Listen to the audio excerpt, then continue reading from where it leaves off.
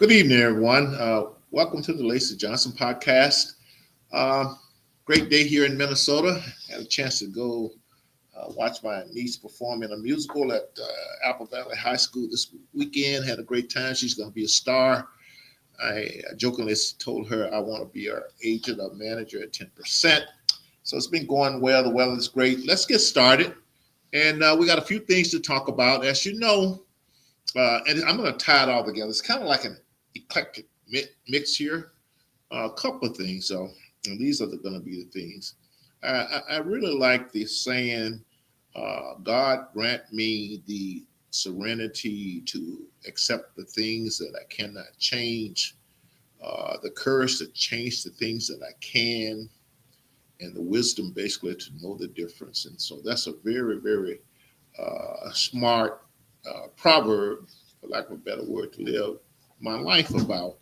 Uh, the other thing is that I have been very consistent as far as what I think are the main things that we have to address as a community to change our situation for the better.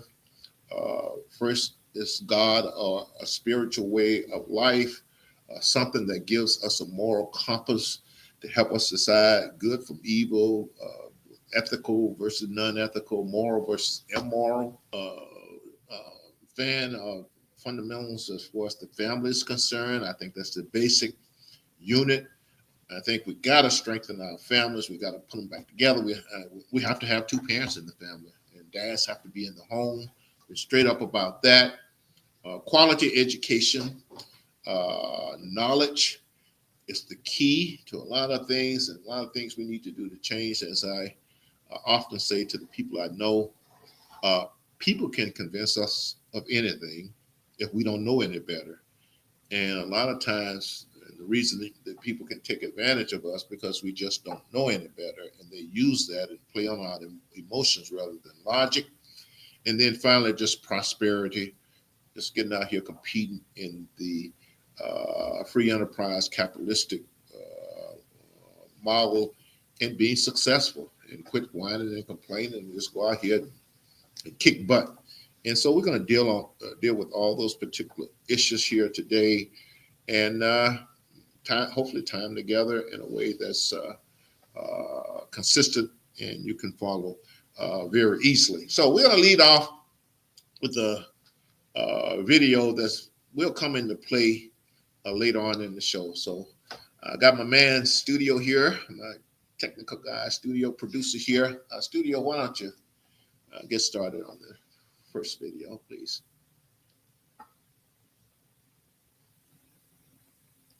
Minnesota. Damn. In terms of where it's like black people, place to avoid. Obviously, you want to live life, right? You want to stay alive another day. Avoid like the Lowe's, North Minneapolis. Avoid that shit. If you ain't from there, don't go there. But if you stay there, you already know what's up. You know, stay low key, handle your business, get your money, go home, repeat. You know, don't walk around with headphones on at night over in North Minneapolis. Nah. You ain't blasting no music, headphones out. You know what I'm saying? Don't come out front of town. Stay where y'all at. What is the worst city in Minnesota? Damn. In terms of where it's like black people, place to avoid. Obviously, you want to live life, right? You want to stay alive another day. Just avoid like the Lowe's, North Minneapolis. Avoid that shit. If you ain't from there, don't go there. But if you stay there, you already know what's up. Stay low key, handle your business, get your money, go home, repeat. You know, don't walk around with headphones on at night over in North Minneapolis. All right. I played that because somewhere down here, someone talks about being bourgeois, and especially when it applies to black conservatives, there's some things in here. If you remember, last month I devoted to presenting ideas, and mostly from black conservatives, because you won't hear them on the mainstream media. They're being censored out, and one of my most admired black conservatives, Thomas Sowell. Now, Dr. Sowell is what, 93, 94 years old. He used to be a Marxist at one time.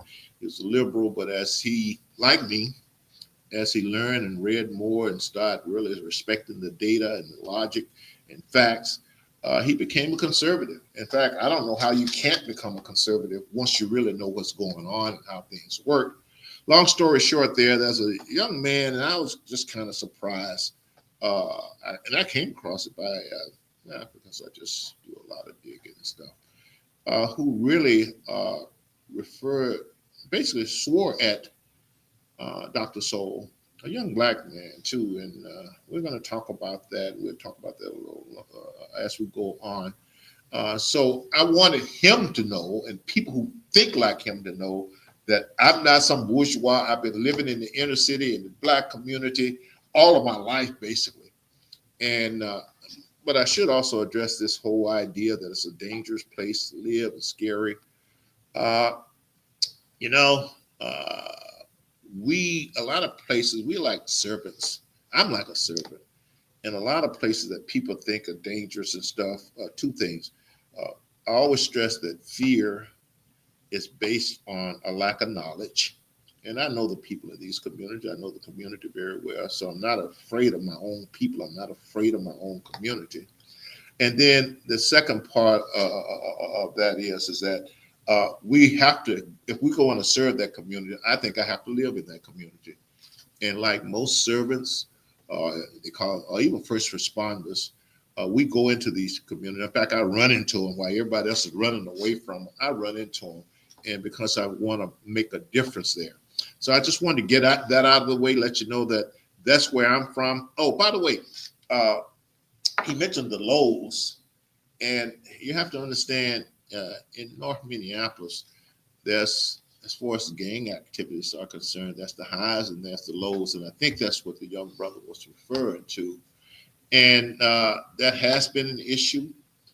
In fact, you'd be interested in, I think I read it in the local papers that finally the Justice Department, the FBI, both or whatever, they're going after the gangs, the highs and the lows gang, because of the fentanyl crisis that we have in our community now. We've talked about this before. Man, I don't know why this is not, well, I know why it's not getting enough coverage. It doesn't fit the narrative, but people wouldn't believe the damage that fentanyl is doing in these inner cities, especially the black communities. I think I heard somewhere, and I think it's a lowball number, that 2023, I think it was, we had 110,000 deaths from fentanyl. And this was a direct result of Joe Biden's. I'm gonna call names because I try to stay away from names because of our herd mentality. As soon as you mention a name, it strikes up emotions in people. But I have to tell it like it is. The Biden administration, with its open border policies, these fentanyl has been flooding into our community. We have areas of Minneapolis, which is just a zombie zone, blocks and blocks on end. But what I'm trying to get to say is that I read recently that the FBI, Justice Department, are arresting some of these gang members because of the fentanyl traffic. And once again, we're getting ready to be scammed again. So what they do is that for 3 years, they let all the drugs in, and right before the election, they pretend to the black community like they're concerned about it to get our votes. And that's what's going on right now. The border crisis, fentanyl, over the next few months is going to be getting a lot of mainstream media press, and they're going to put a spin on it to try to make the Biden administration look good, or should I say they can't look good on less bad. And so we see that's happening right now.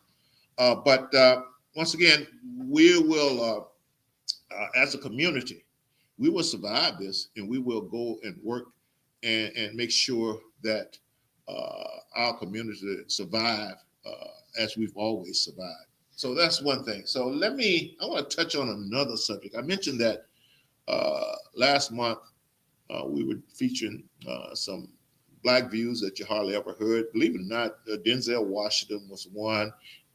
Even Morgan Freeman, even though he's not quite on the conservative spectrum, he's just a common sense kind of guy talking about Black History Month.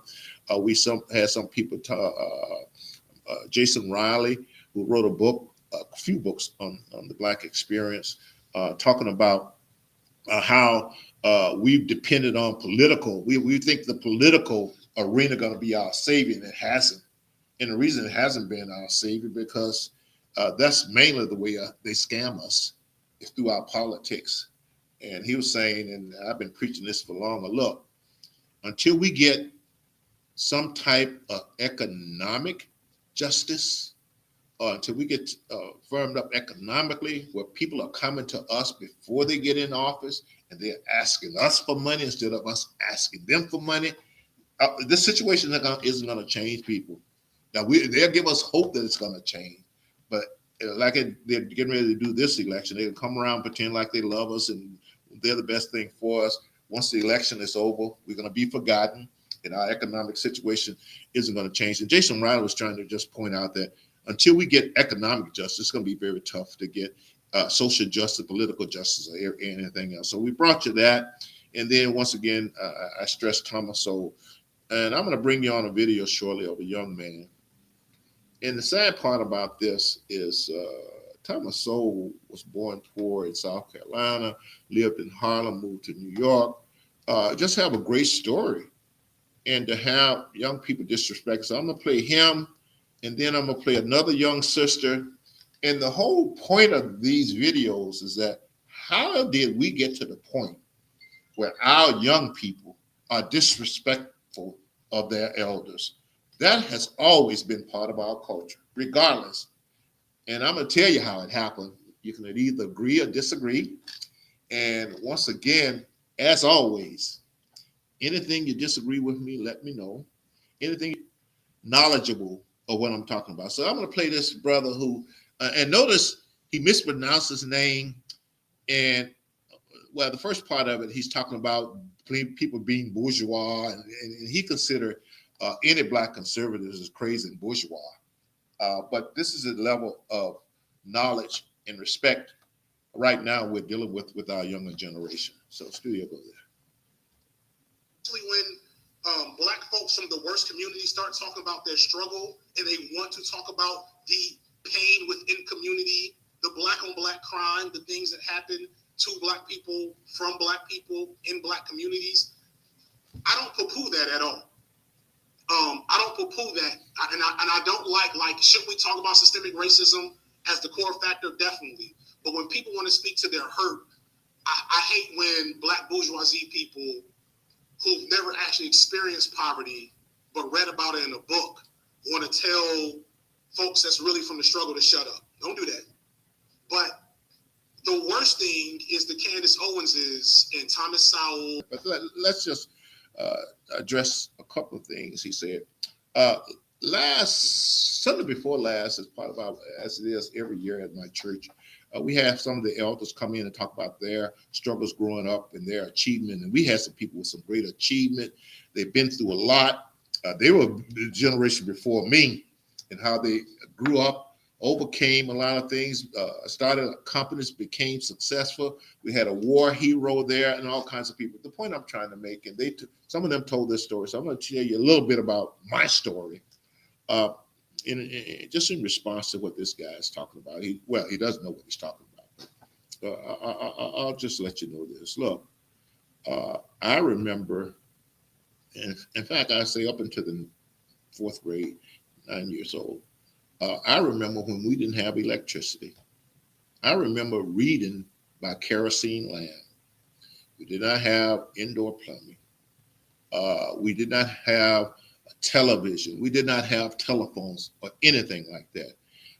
One of the deacons at my church talked about how it was 17 of them in a 2-room house. Well, I was a little fortunate in my early years. It was 9 of us in a 3-room house. Now, one of the rooms, the kitchen and dining room combined, but it was 9 of us. And as he talked about, 17 of them slept in one room and the parents slept in another. That's the same thing in my case. 9 of us slept in one room. We had 3 beds. And luckily, my mom, had 3 girls, 3 boys, and 3 girls. And so we were able to have it so that the 3 older girls slept together and the 3 boys slept together in one bed, 2 at the head, 1 at the foot. So I'm trying to tell people I was not born with a silver spoon in my mouth, and we succeeded in life. And I think we've succeeded in life based on some of the things that I talked about earlier. And first and foremost, we had a spiritual foundation, and I had spiritual people behind us. And I guess secondly, strong parents, 2-parent home. I had a dad. My dad was my hero. It wasn't no basketball player or movie star. My dad, in fact, today, the reason I don't look up to entertainers and famous people because my heroes were right there with me every day of my life growing up. And I've learned to put that in perspective. Just one more thing before we get to this other young person. Uh, I tell people I had a perfect childhood. People tend to feel sorry for people if they think they're poor and everything else. There, there are things of greater value in life than money. And people don't understand me nowadays because I never put my happiness in money. And to be honest, look, when I see somebody living in a $200 million home and driving, got maybe 20 luxury cars, it seems kind of grotesque and gluttonous to me. For the past few years, I've had a choice between living in, I guess, a great house and a house, my original house, which is not that big and small. And I couldn't even bring myself to live in this other house, man. I mostly served as an office, and people come in and admire what a great place. That's just not me. I was telling you one time, someone asked, well, you got some good ideas here, good ideas for products. If one of them hit, where would you live and what would you do? And I was just honest without even, look, I live in the same house. I drive the same type of cars I drive right now. So anyway, I just want to let people know, now I'm from a humble background, worked in fields, worked with my hand most of my life, but our parents really had us focus on ourselves, focus on God, and make good decisions in life. Watch who we held out for, and more importantly than that, we couldn't make excuses for not succeeding. They didn't want to hear it, and I'm glad I was born and raised that way. So what I'm going to do is that this is one young person. Here's another young person that, and really, it broke my heart. And we'll talk about this. This young lady, and I'll just let you see it.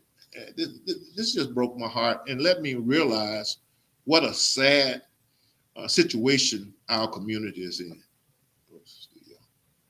Because that makes sure that that person eats. That makes sure that that person has clothes. That's reparations. That is reparations. Anything they want to take it because these businesses have insurance. They're going to get their money back. My people aren't getting anything.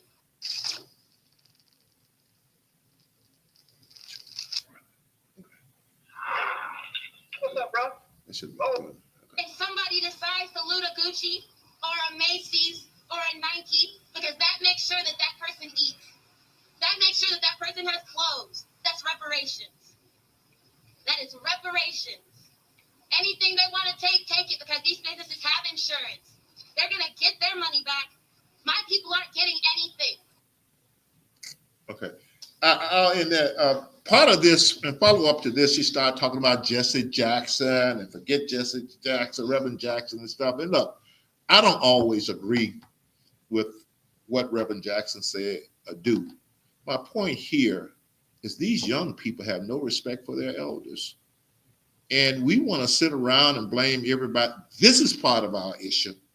And how do our young people get to this point? Well, when you degrade the family and basically eliminate the family, and in essence, the government becomes your family.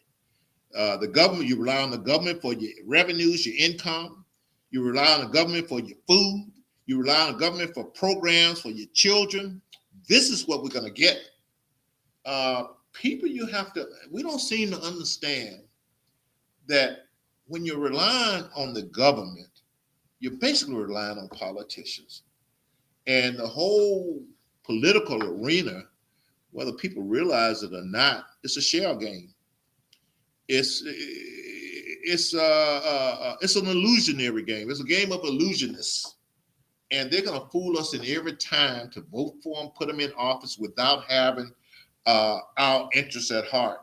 And that's one of the sad things about where we're headed right now and where the whole country is headed, relying on government instead of relying on families, relying on ourselves. But they've talked us in, especially our young generation, They've talked us into not believing that. They've talked us into believing that because of our past, because of racism or whatever, unfairness, that we are basically hopeless. And it's one of the reasons I'm here and putting up with this, because you're going to lose friends and people going to think you're crazy. It's because it's worth fighting to save our children if it's not too late. And we'll talk about that in a little bit. Uh, I had the privilege of having lunch, me and my wife, as a matter of fact, lunch with a young businessman. He's originally born in Kenya, got businesses in Africa, got some business in the United States. And so he invited us to lunch on Saturday. Now, to be honest, the main reason he invited us to, he and I talk business too, but the main reason he invited us to lunch is that he used to work for my wife in the corporate world. And my wife was his manager. And he just has so much, he give a lot of credit to her for his success in life, because he could come in and sit down and talk to my wife. She's giving advice. And if you know my wife, she's just a very smart, calm. She listened more than she talked. And I always tease her, and the people who know us, everybody likes Betty. And he was just giving her respect. So he invited us out to lunch.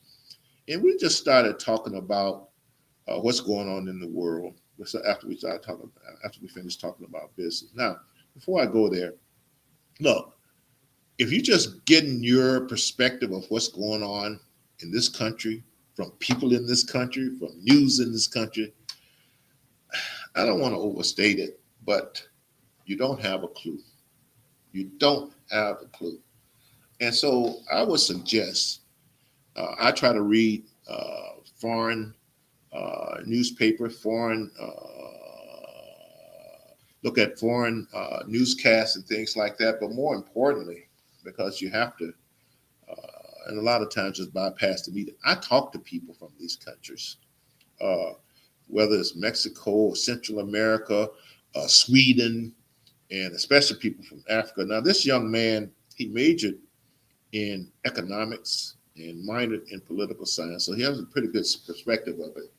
And the reason I say that, especially the people I've talked to from Africa, well, let's talk about Central America first. You know, I have connections in Houston, and I don't like to always get into looking at things from different races. But the fact of the matter is that a lot of people of color who comes to this country, they feel comfortable talking to black people and saying things to us that they won't say to white people. And I'm saying that to say this, like lady in Houston, she had come into the country illegally, and she was talking, and she was just talking about how gullible Americans are. In fact, she said they're silly and how they fall for their, how due to emotion, how they manipulate the system. I've heard that, and a person from Sweden actually, I never forget this. They had moved here, and I was talking to him once again in Houston, young black gentleman, and he had told me, "Hey, I'm moving back to Sweden because you Americans are just crazy. It's all about money, and you just work 24 hours a day trying to stack up money, and sometimes you forget to live." But let me segue into this once again, the young businessman from Africa, and once again, he got business in Kenya, Ghana, and all over Africa. The point of it is that we got to talking about the world stage, and he's a chess player also. We both chess players, so we just basically agreed that when you look at the world chessboard, and you know chess, and I don't want to lose you here, but anybody got any questions, just let me know. Uh, there's the opening game, and in the opening game, you want to place your pieces strategically, and you want to control the center of the board. You want to open up spaces so people can move, and so by the time you get in the middle game, you can just start pouncing. You want to castle early to protect your king, and we both agreed that when you look at the world stage today, the other side is well positioned to just control everything. And let me come at it from this angle. On the chessboard, the king is the strategic asset. And how do you define strategic asset? When I was working at Northwest Airlines, the chief operating officer, I think it's Richard Anderson, came in and gave a talk. And I had never thought about it before. When you're in the airline industry, the hubs are strategic assets. And he defined a strategic asset very simply as an asset that you will protect at all costs. And that's what the king is on the chessboard. Now, in our personal life, you have to decide what your strategic asset is. My strategic asset, the thing I would protect at all costs, is my belief in my Lord and Savior Jesus Christ. I would protect my character. And it's not about fame and fortune and money and material things. That's my strategic asset. A lot of people's strategic asset that they will protect at all costs is their houses, their cars, some of them even their reputation. And reputation is important, but more important than reputation is your character. And that's who you know you to be. And, there have been news stories lately about people like Puff Daddy or Diddy or whatever you call his name, and where a lot of people admire and what's going on in Hollywood, all these rich and famous people that we really look up to, people in the hip hop world. It's decadent.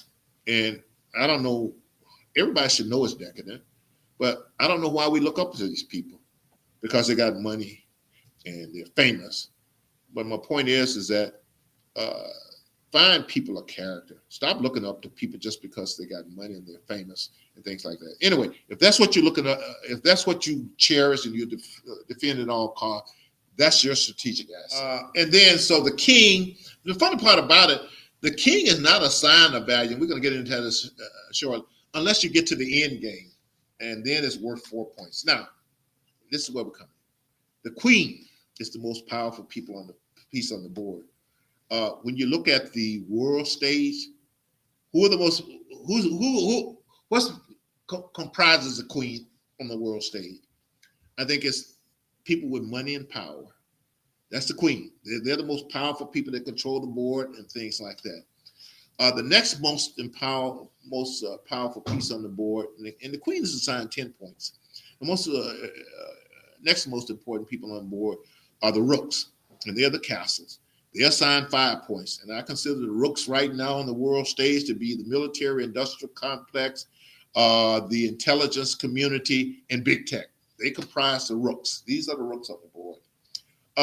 Bishops. The next is the bishop. I consider the bishop, and they're assigned, by the way, the rooks are assigned 5 points, if I didn't make that clear. Bishops and knights are assigned 3 points each. And I consider the bishop the education system.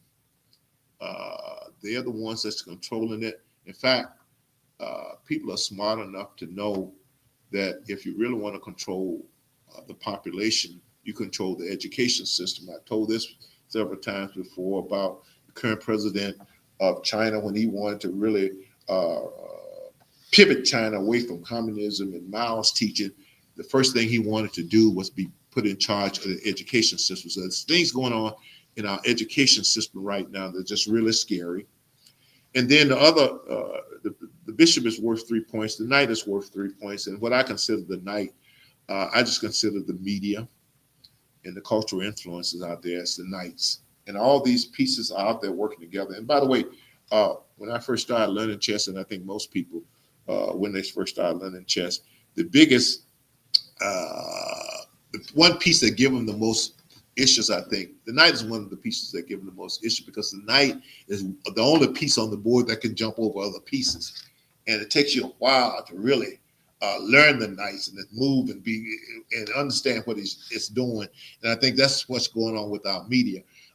It's so slick and they're so good at what they're doing. Most people don't realize that our current media, as it stands, mainstream media, it's a scam. What you think is news, it's a joke to me. Now, you guys can take it serious if you want and believe all that silliness that they're putting out there. In fact, and if you ever meet my wife, you can act. I just sit there and laugh at it sometimes.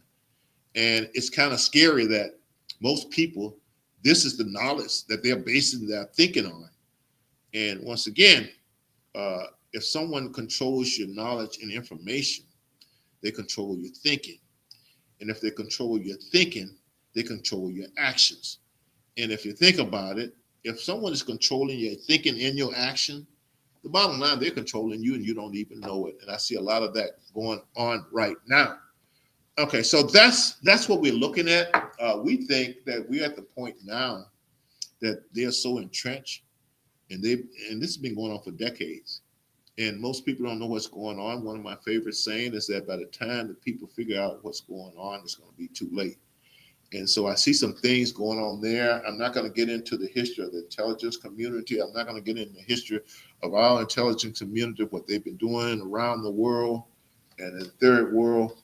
But we agree to that. Now, the other part of that, and his having lived outside the United States, and him having been on the world stage, and him having been in business around the world, and being having an economic major, he talked about the use of the World Bank, the United Nations, and most of you know the dollar is basically the currency of the world that most of the other currencies are based on, and how they use the dollar is a strategic weapon around the world, and how they use that to control people and affect events around the world.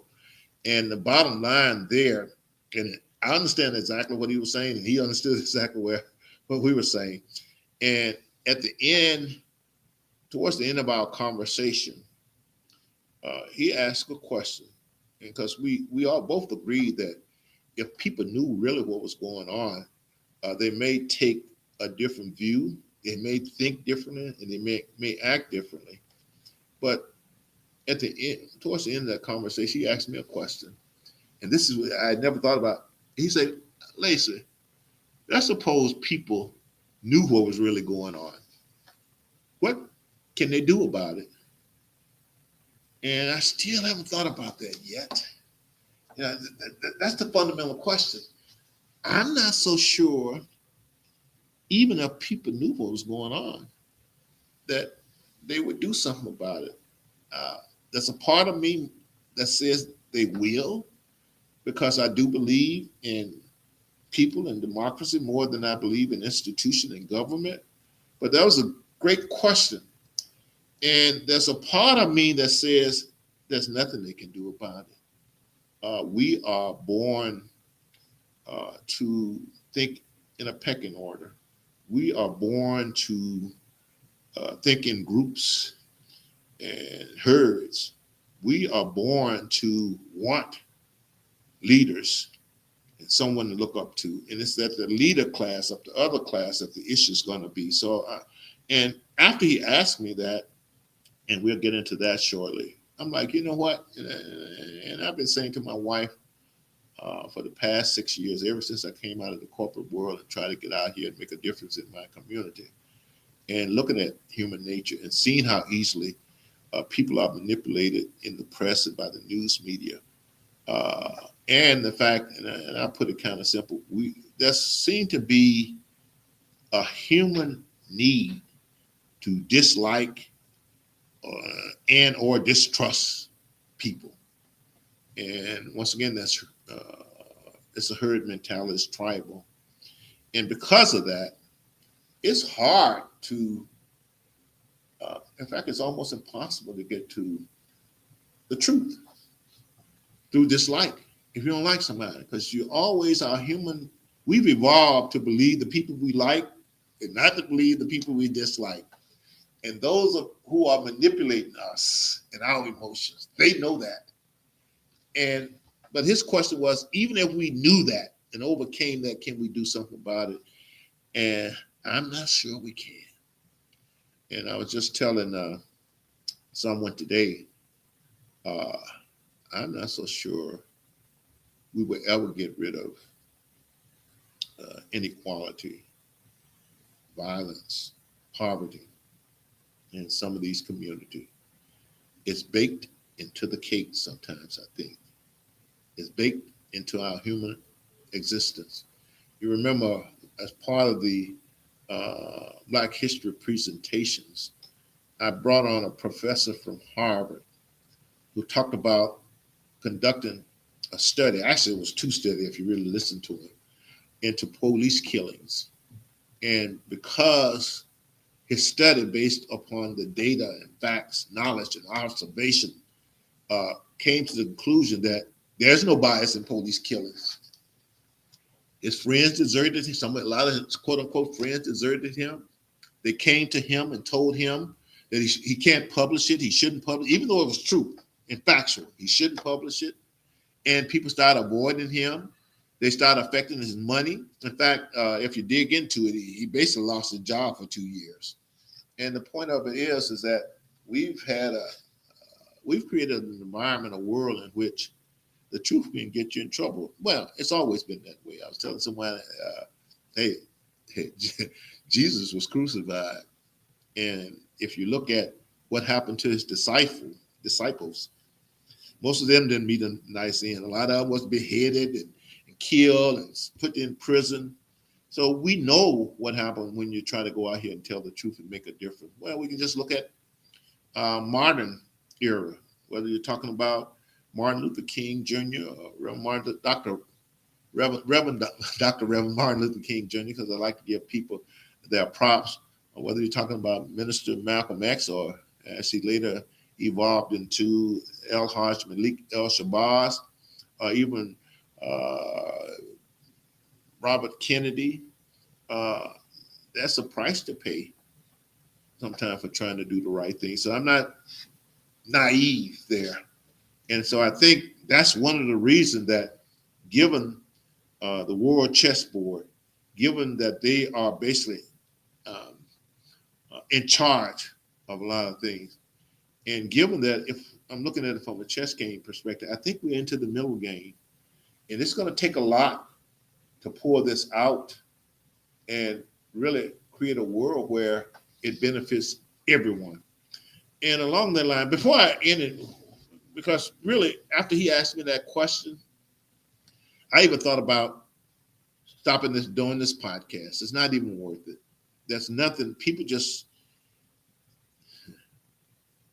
are just not interested in being uncomfortable. People are not interested in a lot of ways, and I have to choose my words carefully here, digging and learning things that they need to learn and putting in the time. I think some of it, and I don't have no data on this, sometimes people just, if you weren't interested in learning or school when you were young, it's hard to get to be an adult and change your ways. And so a lot of times people would rather listen to or watch dancing. What's some of these things? Dancing with Stars or with American Starlight. You see, I don't even know them because I don't watch the stuff. Some of these popular programs than to learn, and I get it. You're working hard all day. You're stressed out. You got relationship issues. You got children issues. You got to put food on the table. And that's money things. So I get it. The only thing I say to people, that's why it's important that you listen to people with different viewpoints. And they got something out on YouTube now called Shorts. Just view some shorts. Try to listen to people who have ideas different than yours. And the other part of that is, look, if everything you're reading and learning is saying the same thing, that's a scam going on. Well, not necessarily a scam. It could be the choices you make, but it's not good to just listen to one side of any issues. I listened to, in fact, one of the things me and this gentleman, businessman, talked about, this businessman from Africa talked about, was the Putin interview and some of the things that he was saying. And once again, not that you are favoring one side or another, you just want information to make up your own mind. And once again, don't let anybody control your knowledge. And once you stop doing that, I guarantee you, once you start finding out things for yourself, I guarantee you'll change the way you look at things. One of the pet peeves that I have is, and probably my habit, and the reason I can get in trouble, if you mention a study in a magazine article or in the news, I'm gonna go out and read the study for myself. If you mention a website, I'm gonna go out and check it out for myself. And I've said this before, that's how I became where I am today. You don't understand. Once you start reading stuff for yourself, you witnessing stuff for yourself, you understand what they're telling you on the news is packaged. It's smoothed over. In fact, to be honest with you, it's just plain old propaganda. And so that's one of the reasons that I try to go out and read different things, everything for myself. And so let's start doing that. Before I end here, I want to talk about something that I think fits into what I'm saying as far as education, media, uh, power, and money. Uh, there was a 9-0 court ruling this week on this whole idea of using the 14th Amendment to kick President Trump off the ballots in these different states. 9-0, by the way. And what interesting to me is that, first of all, if you know anything about the Constitution and history, you know it was silly and wasn't going to work in the first place. But the media gave people hope that this would work. They had legal scholars on, which I know better. And most of the people that's giving us that information, they know better. But the way it works, they probably did and they've done a poll. And they've been, in fact, they don't have to do polls to know this. It doesn't matter whether something's true or not. All you have to do is keep repeating it. And that's what they were doing, giving people high hopes that this thing would work and keep Trump off the ballot. And it was just a bunch of silliness. And they have stopped teaching history and civics in our public school system. I don't think that's a coincidence. I got friends of mine, Harvard educated guys who you can't tell them anything. They graduated magna cum laude. They don't believe in they think that everything is coincidental or is by a circumstance. They're wrong, of course, but I'm not going to argue with them. But we had a lot of legal experts out there giving people hope that this is going to work. But once again, I think my 8th grade civics teacher, Mr. Dickey, and we all look forward to Mr. Dickey's class. Mr. Dickey had a saying that he told everybody and repeated often, and I'll never forget it. Ignorance is no excuse for violating the law. And I thought of that when I thought of some of our young people that I presented earlier. There's no way if you went through Mr. Dickey's class, you'd be saying something like looting is a form of reparation. And there's no way if you had God in your life, you're going to church, and you had a steady family that you would believe something like that. That something that's so unethical and immoral, where you're taking other people's property and justifying it. You would not believe in stuff like that. And so I wanted to talk about that. And look, and this is something that I hope some people sit down. The Supreme Court is going to strike down a lot of the stuff that's going on with President Trump, because the people who's doing it, they know it's not right. That they want to generate news cycles and a narrative and things like that. And they know it's not going to work, but they're going to keep doing it. And it's going to get shot down. And so, once again, as an older person, as an OG, as some of the younger guys used to say, I just never thought I'd see this in America. But once again, when you have a breakdown of institution, when you have institution that's become unprincipled, when you have an institution that focuses on the person rather than the principle. See, what happened, and whether you like Trump or not, and I know a lot of you dislike it, it shouldn't have anything, principles should not have to do with that. Biblical principle, constitutional principle, it has nothing to do with the person. When you start letting the person affect your principles, then you're no longer principled. And that's what's been going on for the last 6 years. And I just caution people out there, I caution our country. We're losing our country. And a lot of people, because they really don't know that this whole global chess game that's going on, how we all just pawn. And by the way, I didn't mention pawns when I mentioned the queen, rook, bishop, knights. The pawns are the low pieces on the totem pole, even though they can't have power. If you aren't in those other classes, we're all pawns here. And most people don't realize we're pawns. And they've fallen for this. The situation in New York, where the judge basically overruled the banks and everything else just to get to Donald Trump, where he said, well, he cheated, he lied on the value of his real estate, et cetera, et cetera.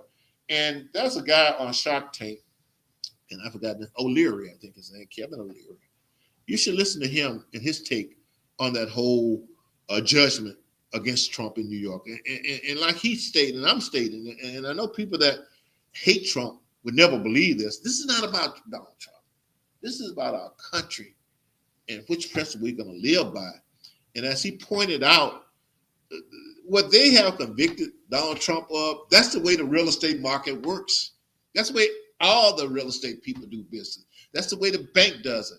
And if you think about it, I think it was like, what, $355 million they assessed this man? And think about this, people. Once again, put your emotions aside. You find someone $355 million and call it fraud. And I could go into a lot of details. As he pointed out, nobody lost any money. The bankers came in and said, we were glad to have his business. We made money. But yet and still, they found a way to find this man guilty of fraud and assess him $355 million fine or whatever, judgment, take his companies away from him so he can't run his company for 3 years. People, do you all know how dangerous this is? You don't know how dangerous this is, and by the time you figure it out, it'll be too late. Kevin O'Leary referred to the New York City, and you can go out and look it up, Google it, as a loser state. And everybody's going to be fleeing New York because they're just convicting this man for just standard business practices. And I could go into a lot of these cases. They're going to all eventually, I think, fall apart because they're just BS. And but once again, they know us. They know us pawns. They know it doesn't have to be true. They know it doesn't have to be legal. They know it doesn't have to be based on sound legal ground. All they want to do is crank out negative stories, consistent story, negative narrative, day after day, all day, every day. And they know most people who don't know any better are going to believe it. And so that's what's going on. Now, as I told you, after I had this conversation with my business partner, I'm like, boy, I don't even know where I'm out. Well, why I'm out here. And I'm thinking about, he's thinking about it. He's saying, look, I got land in Africa, and I'm thinking about just going to my farm and just chilling out and turn this over to some younger folks. And, I'm thinking the same thing, man. It just doesn't seem to be worth it. But while I was thinking about that, and I'm going to bring him on in a little bit, as I was thinking about it, I came across a video from Andrew Klavan. And Andrew Klavan was on my podcast. I hope I'm pronouncing it right, Klavan. And we had a great time. In fact, he's probably one of my most enjoyable guests because he's a writer. He's an English major, and we got to talking about English and different things that we like, poetry that we like, and we really like the romantic poets, Keith Shelley, Sandra College Taylor, and we just got into that conversation. We connected, but most of all, he's a converted Christian, and he's the first person I said, and I've heard say this, and as soon as he said it, I knew exactly what he meant. He say, Christianity and the teachings of Jesus is a spirit that you have. It's not necessarily about all the different scriptures and things like that. It's just a spirit that comes over you and that you have. And he got into, I'm going to bring him up. There's a certain spirit that I have that, in spite of everything, and it has cost me a lot of time and money. And a lot of people think I'm naive. A lot of people think people take advantage of me and everything else. But and I can see why. And given what it has cost me, I could be very well off, have 6 figures extra money if I didn't do this. And my wife would probably be happier too. But when I tell people I can't help but do this, this is who I am. And Mr. Klavan reminding me of why I do this. He reminded me why it's not just about money for me. So play this studio for me, please.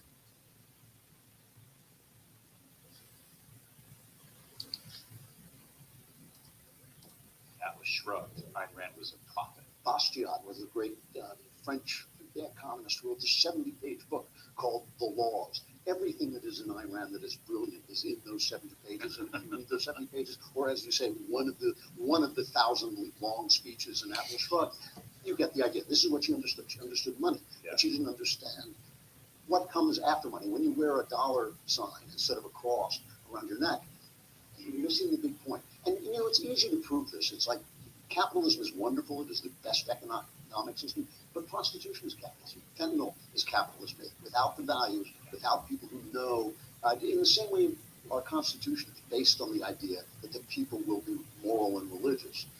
Capitalism has to be the same way. If it's just based on profit, if it's just based on efficiency, it just becomes a murderous, kind of slaughtering of culture. It's just the same way. If you read the first third of Atlas Shrugged, Ayn Rand was a prophet. Bastiat was a great French economist.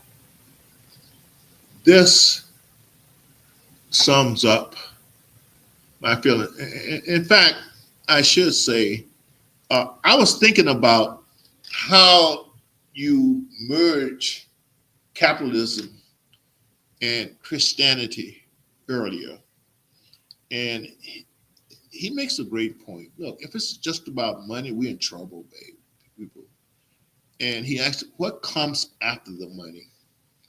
And to me, and I know right now a lot of people with a lot of money, the way they feel good is they donate to charity, but it's about more than that. And really, it boils down to how would you feel about yourself, about the world, if you woke up one day and all your money and all your material things were gone? What would you do? Would you freak out? Back in the Depression era, people were jumping off buildings to commit suicide. Would you be one of those people? Or would you be one of those people who continue on and still try to do good for others and have faith that you will be taken care of? I'm going to end this podcast on this, and I hope I've tied a lot of this stuff together for you. But what it comes down to me, and once again, I think people think because I don't dislike anybody, money is not my God, material things is not my God, and that I make decisions, I think like that, I think you're naive and or take advantage of you and stuff like that. But I'll just repeat very quickly here my story is that some of you heard. Some of you might know a couple of years ago when I had my surgery, and the surgeon turned to my sister and my wife and said, Lacy died when I came back to life. I can still see his face when he walked into to my hospital room. And I didn't know why he was looking at me like that.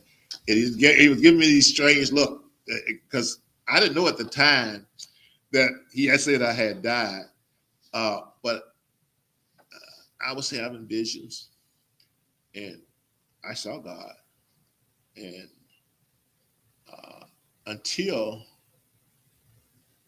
let me put it this way. Money does not compare to life. I got life. I came back. Your money ain't going to save you. Your spirituality will. And so that's the way I look at it. If you haven't died and come back to life, and I'm not trying to be arrogant. There's very few things you could teach me about it because you don't know about the spiritual world. Everything to you is about the earthly world and money and things like that. And if you haven't experienced, there's nothing I can say to you, explain that to you. And that's the way I am now. In fact, my first visit after I got out of the hospital and I rehab, I walked in my doctor's office and he said, yeah, that L initially in your middle name must stand for Lazarus. And my point of it is that I try to do things the way Jesus teach me to do it. And I think that was my reward. Uh, Once again, Lacy Johnson, Lacy Johnson podcast. Go out there and subscribe. Click the like button. Click the bell for notification. Comment. Go to the online store. We'll be back with you next Wednesday, 6 p.m. Central Time, and we'll have a discussion. Feel free to disagree with me. Feel free to criticize me. Feel free to call me names. But it's all good. It's all part of the process. Love you all. See you again next week. Lacy Johnson signing off.